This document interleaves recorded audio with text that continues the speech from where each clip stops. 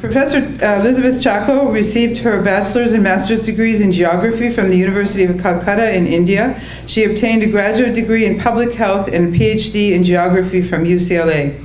Dr. Chacko has taught geography at various institutions, including Loreto College in Calcutta, UCLA in Los Angeles, George Washington University. She's primarily engaged in research on human migration and its ramifications, the transnational connections between immigrants and their sending countries, societies, the creation and maintenance of ethnic spaces by immigrant groups in the receiving country, identity formation and retention among first and generation immigrants, and so on. And so she's going to illuminate not only the history of immigration in the United States, but also the communities that are right here in Washington, D.C. that she studies. Elizabeth, welcome.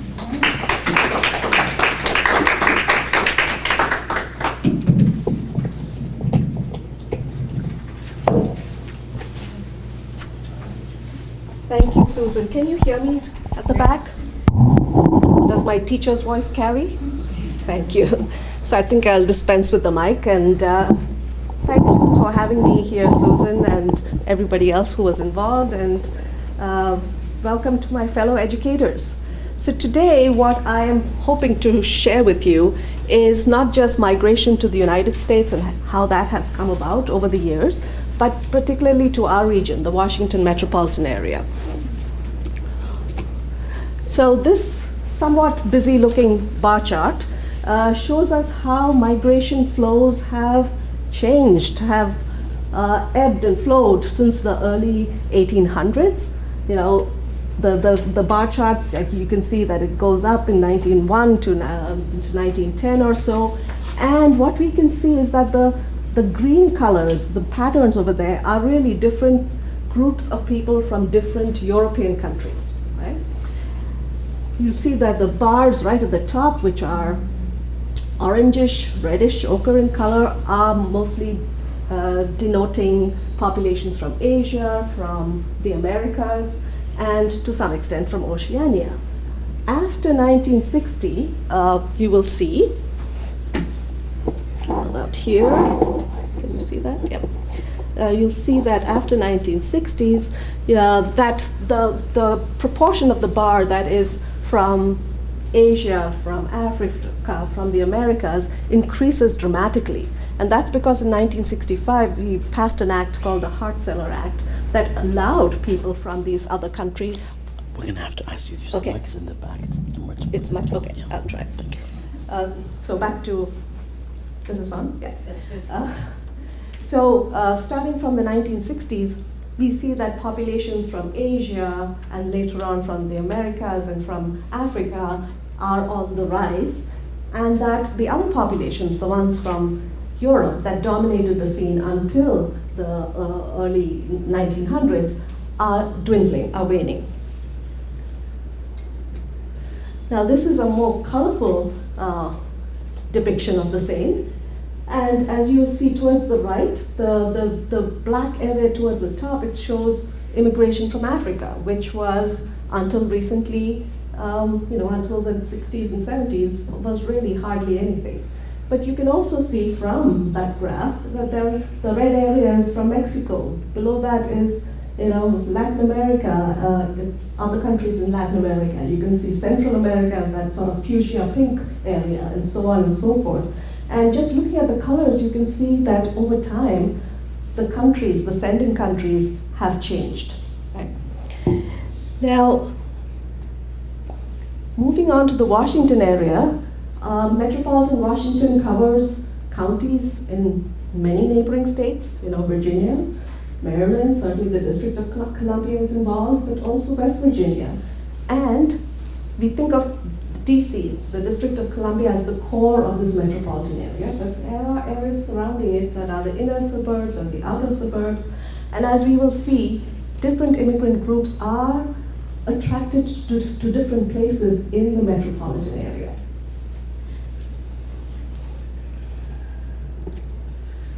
Now, what has been found by scholars is that back in the 50s, back in the 60s, and even in the early 70s, Metropolitan Washington was not really an immigrant magnet.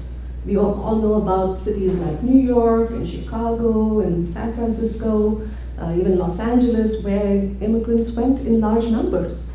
But DC, the DC area, was not a draw for immigrants.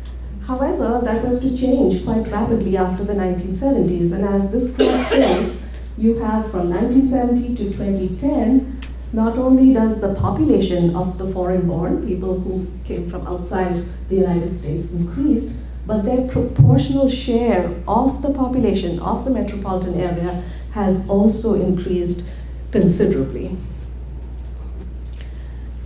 So we see that the metropolitan area is now moving from a locale which was once known as the headquarters of various multinational corporations and NGOs and professional associations and such, to an area which is truly international, not just because of the IMF and the World Bank, but in terms of the population as well. And this caused Audrey Singer from the Brookings Institution, who has been studying the area for quite a while, to say that it was an emerging gateway. Unlike the traditional gateways of New York and San Francisco, this was an immigrant gateway, something that was in the making, right? And again, you can see from those numbers, 1970, only 4% of the population of the area is foreign-born. It doubles by 1980, doubles again by 2000. And at this point, after we reach 2000 and beyond, even Audrey is saying this is no longer an emerging gateway. It is moving on. It's joining the ranks of very important established gateways, right?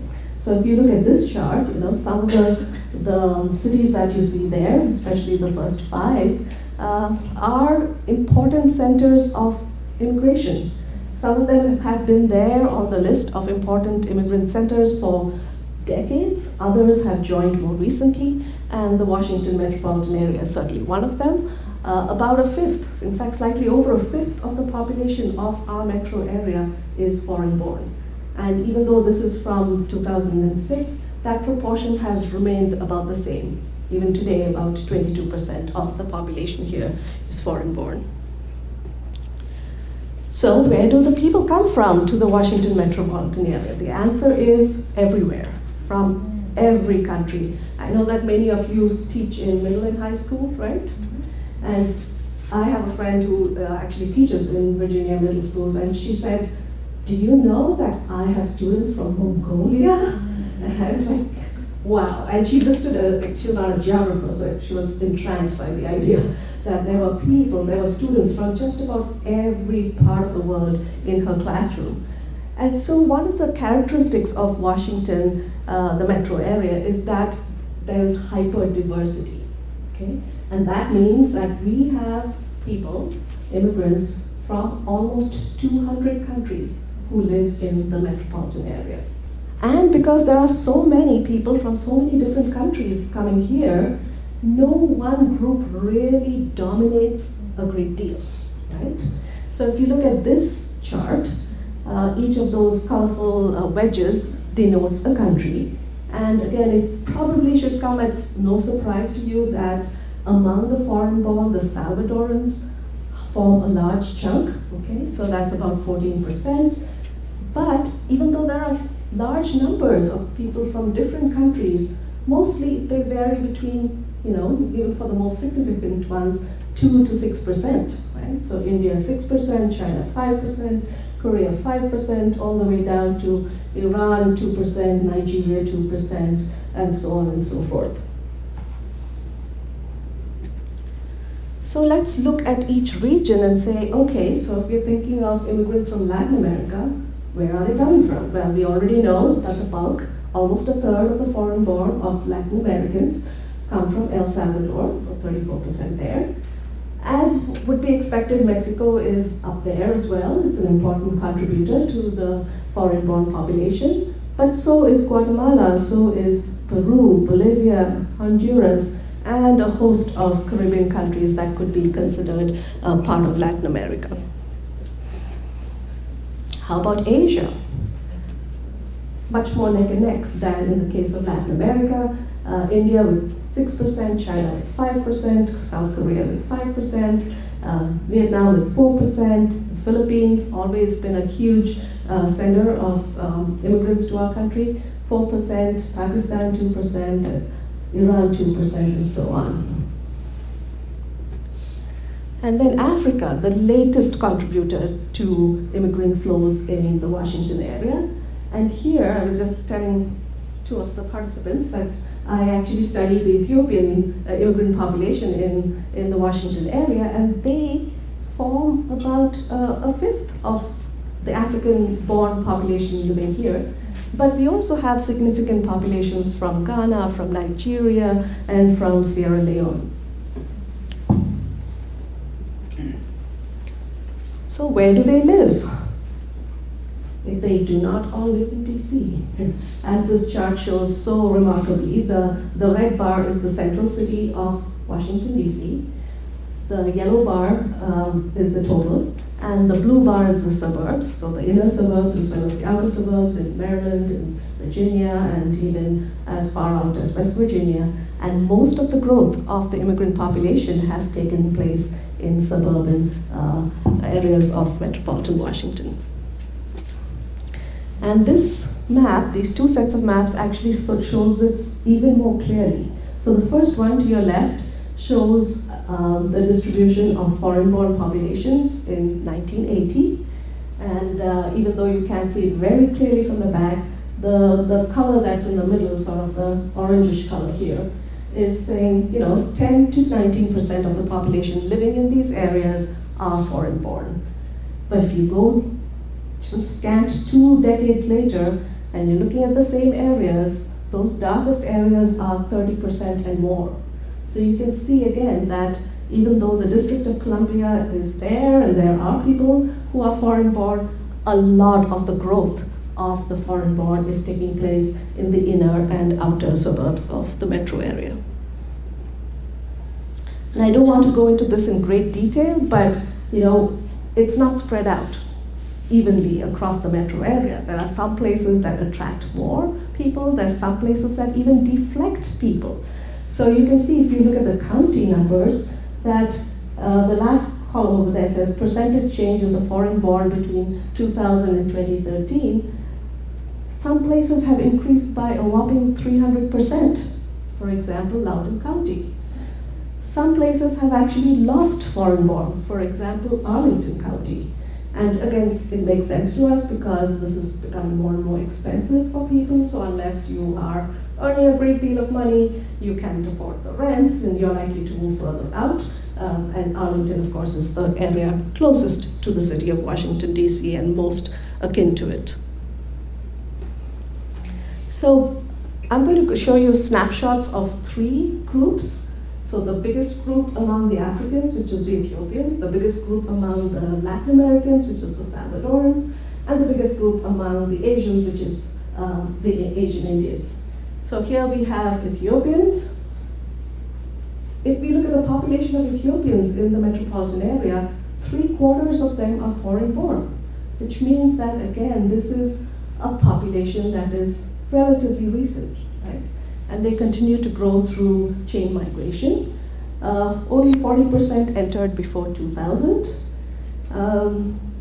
A third say they speak English less than very well, so there are people who are first-generation immigrants who may not be conversant with English.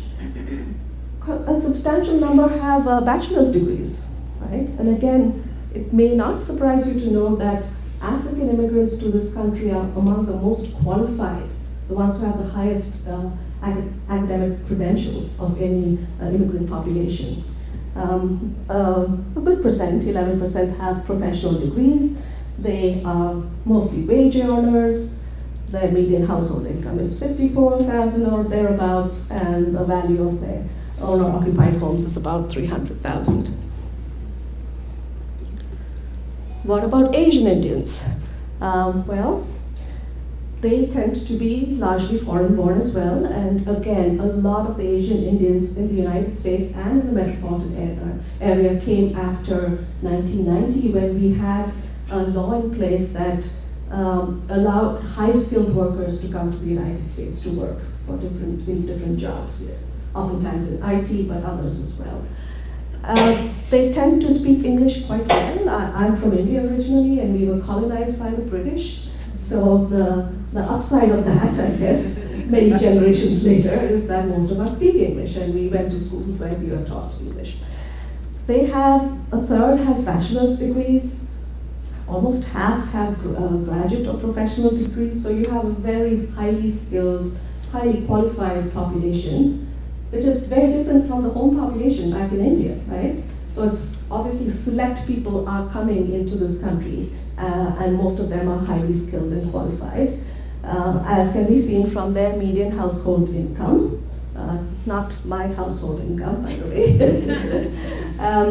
So there are lots of CEOs and engineers and so on. And high value of the home, 500, half a million value.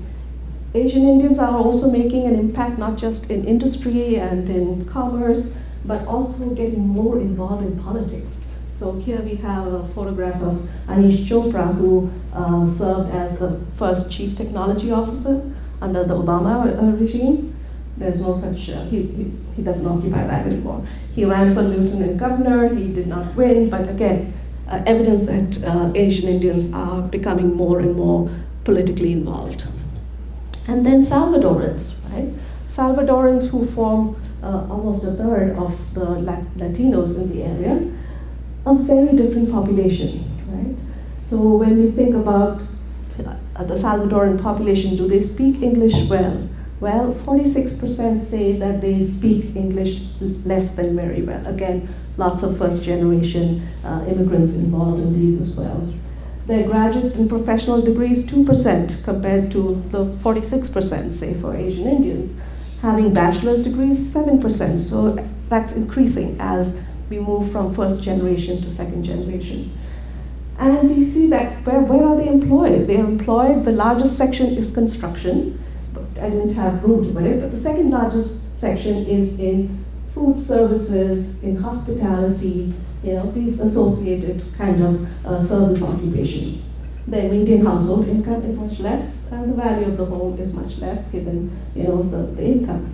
But perhaps something that all of you, and maybe probably your students as well, are wrestling with is that just in January of this year, the Trump administration said that they were no longer going to rescind temporary protected status that was given to about 200,000 Salvadorans in the nation. 32,000 of those Salvadorans actually live in Metropolitan Washington, which means that they have until September 9th of next year to make their status legal. This is not easy to do. You cannot just say, you know what, I want to be legal, embrace me, right? Which means that they could be deported. They probably are being deported. ICE is zooming in on households and taking away parents and anybody who may not be native. And so even though the community is engaged, is working with other groups to make sure that they get a fair shake, this is something that puts them in jeopardy in terms of being people who can continue to live here. Many of them have lived in the United States and in the Washington area since 2001. They came here because of civil war in their country, followed by 2 horrible earthquakes. And you would think that from such a small country, El Salvador is not like Mexico, considering the numbers of people who have come, clearly things were terrible back there, which is why they came, but temporary protected status, unfortunately, it can be rescinded, right? And unless the government does something about it, they are in jeopardy. And now I'm going to move on to a case study, or a couple of case studies really. One is about Annandale, and the other is about the Shaw U Street area, and we're looking at 2 different populations, 2 different immigrant groups. The population in the case of Annandale is the Korean immigrant population, and those of you who are mostly from Virginia, I assume, know about Annandale as a place that has a lot of Korean influence. And then the Shaw and U Street area, which is in the heart of DC, is a place where you have a lot of Ethiopian commercial establishments. So just to set the demographics in place, Annandale, like the Washington metropolitan area, is hyper-diverse.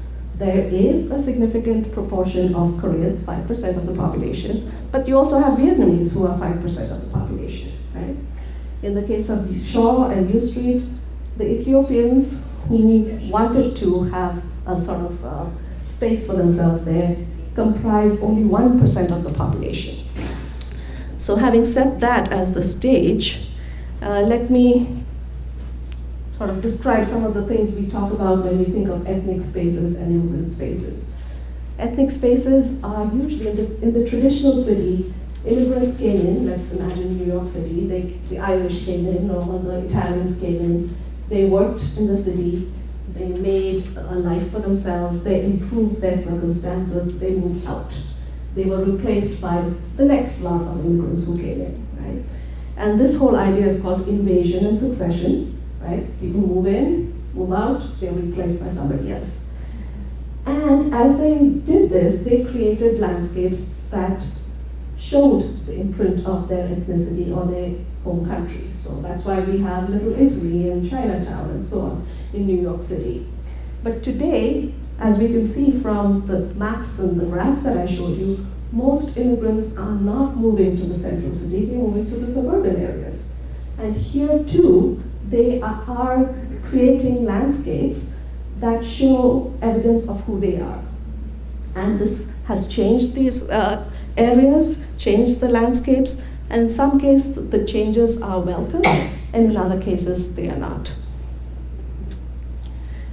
So if we're thinking of ethnic spaces, that's where you have usually a clustering of the group in terms of residences. You might have a clustering in terms of businesses. You would have ethnic institutions like churches and synagogues and temples and so on, even institutions to help the people.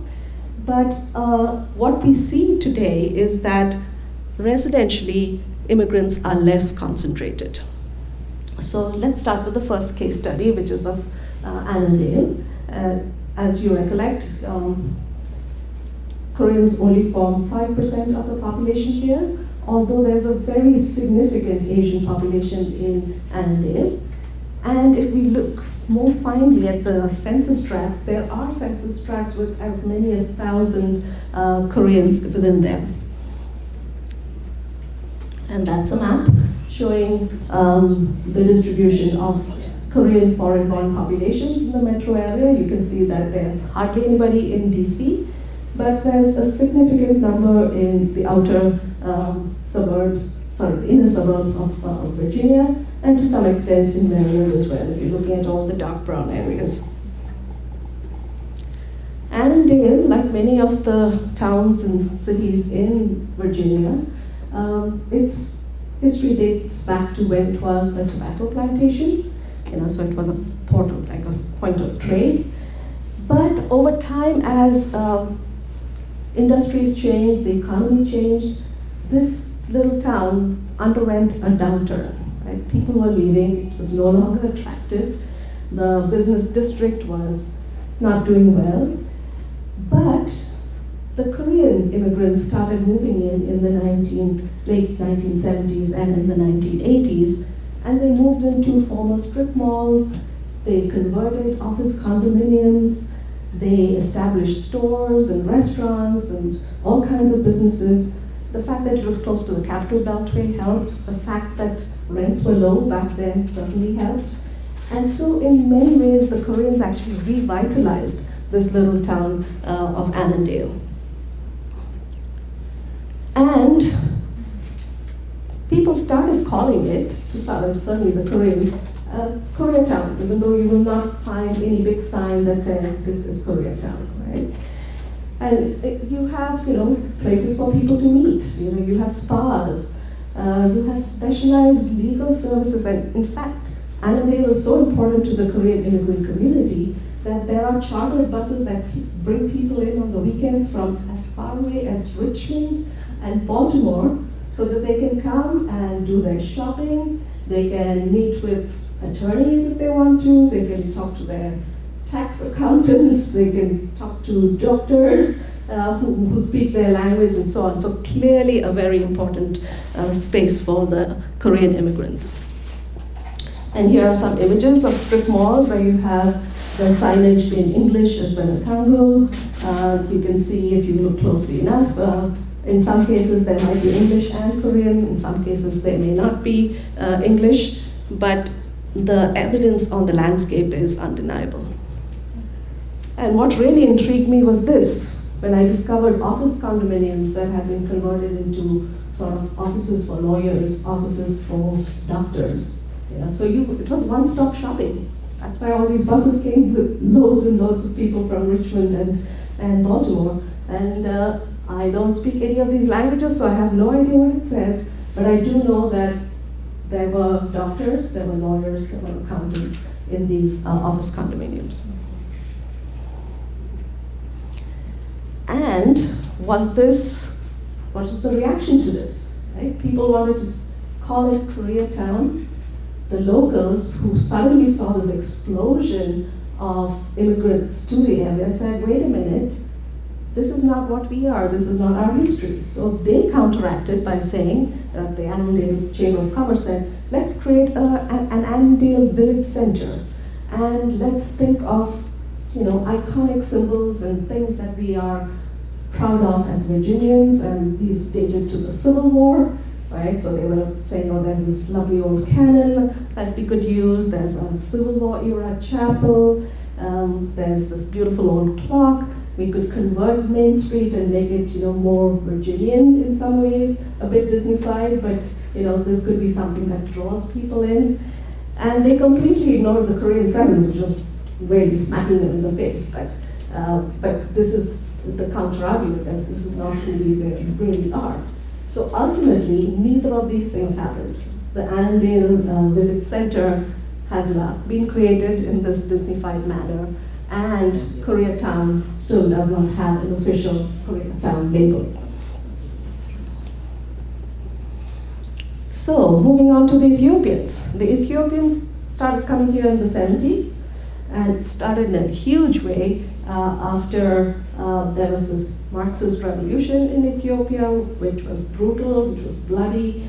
People who of Ethiopian origin who were already here feared for their lives. They were not going to go back. They stayed on. But again, the US, our Refugee Act of 1980, started allowing the routine admission of refugees. And we still negotiate with Congress as to how many people can come in every year. Right now it's about like a little over 100,000. But this was the beginning of us sort of codifying who can come in as a refugee. And Ethiopians took advantage of this because it was really brutal. People were dying of all kinds of things, from the war, from famine, from many things. And then we had something in 1990 called the Diversity Program, which allowed us in the US to bring in people from countries that were not as well represented. So Chinese, no, there's lots of Chinese already. Indians, no, lots of Indians. But Ethiopia was not well represented, so you had this diversity visa, which you had to apply for. It was a bit like a lottery. And if you were lucky, you had to be a high school graduate, you had to be in good standing, but if you were lucky, you could get a green card. And many of them came in through that program. And between the 80s and the early 90s, most of the refugees who came into the metropolitan area from outside, and particularly from Africa, were actually people who were Ethiopians and Eritreans.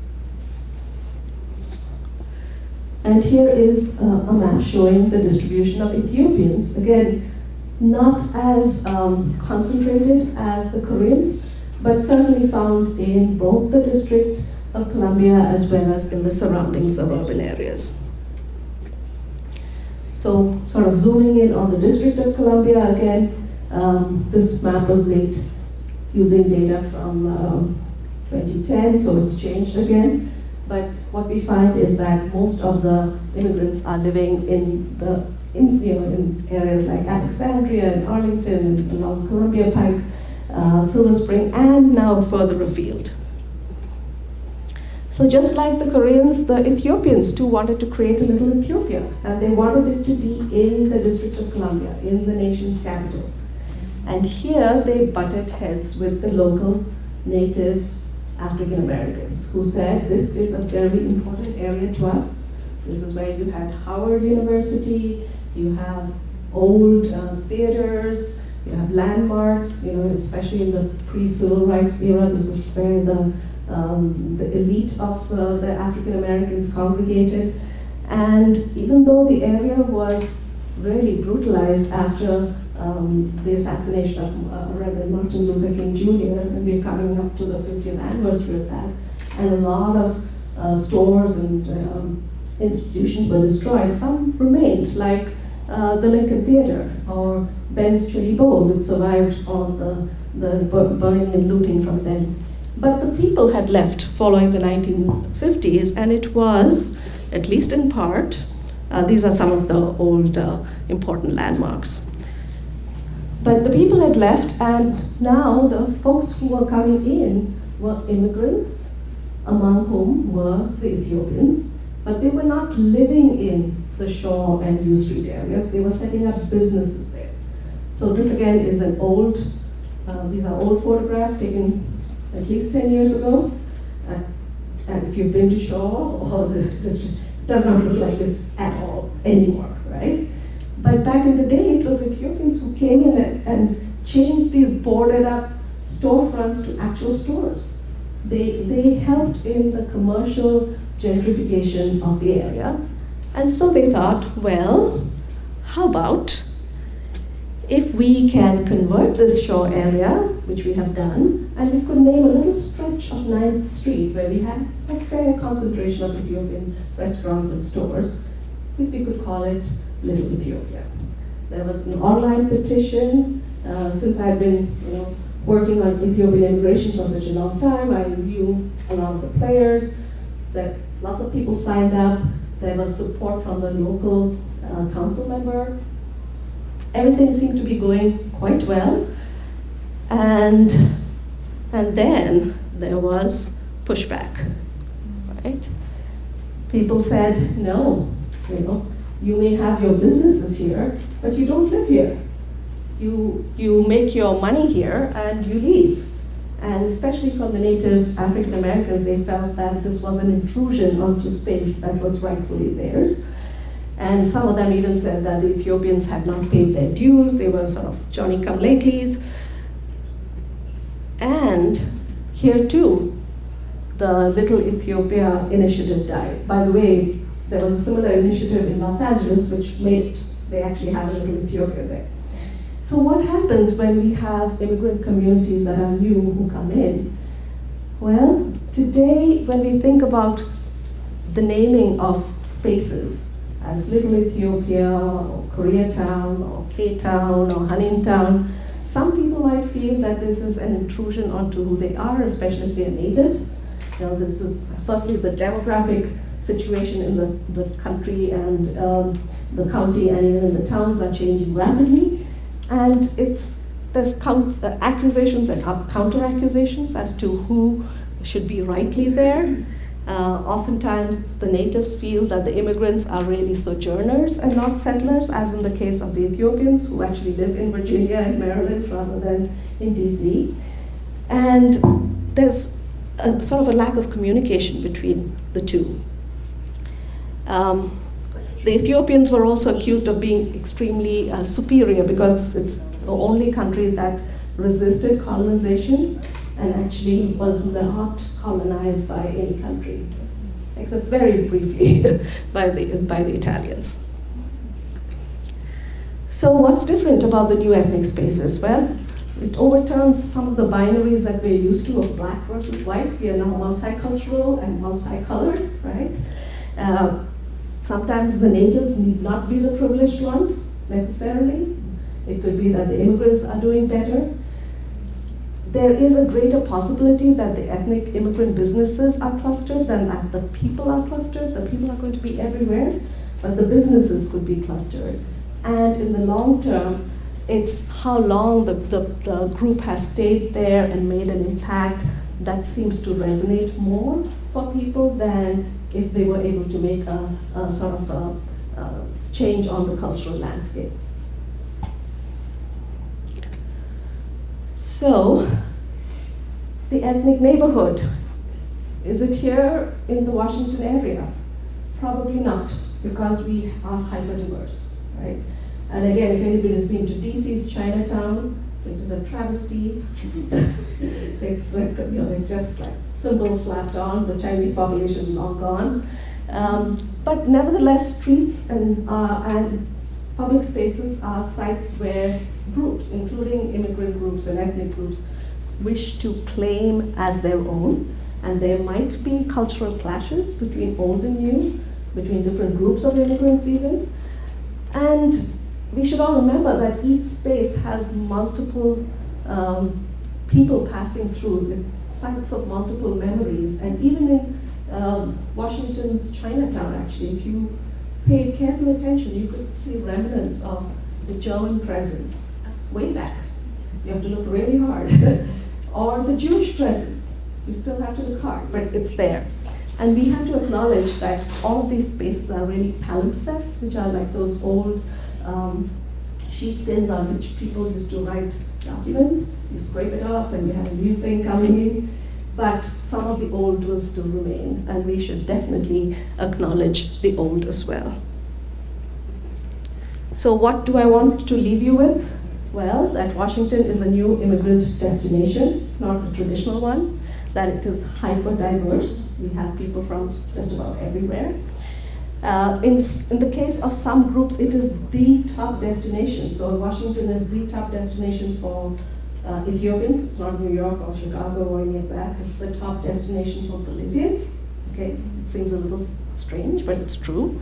That the population is very dispersed. They're mostly located in the suburbs, but there is a clustering of businesses and commercial enterprises.